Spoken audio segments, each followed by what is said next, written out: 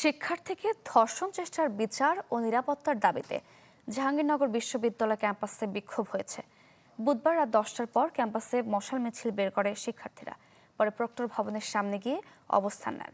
24 ঘন্টার মধ্যে অভিযুক্তকে গ্রেপ্তার, প্রক্টরের পদত্যাগ সহ বেশ কিছু দাবি তোলেন তারা।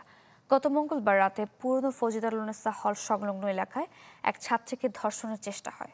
পরে ভুক্তভোগীকে উদ্ধার করে নেওয়া হয় ক্যাম্পাসের চিকিৎসা কেন্দ্রে।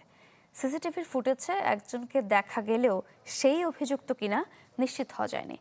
এই ঘটনায় আশুলিয়া থানায় একটি মামলা করেছে বিশ্ববিদ্যালয় প্রশাসন।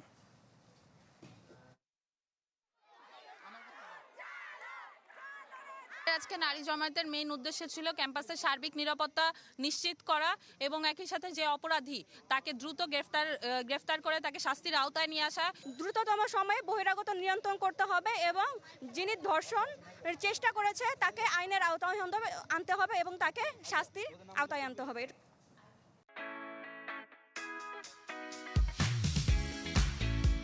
নাদিয়া ফার্নিচার,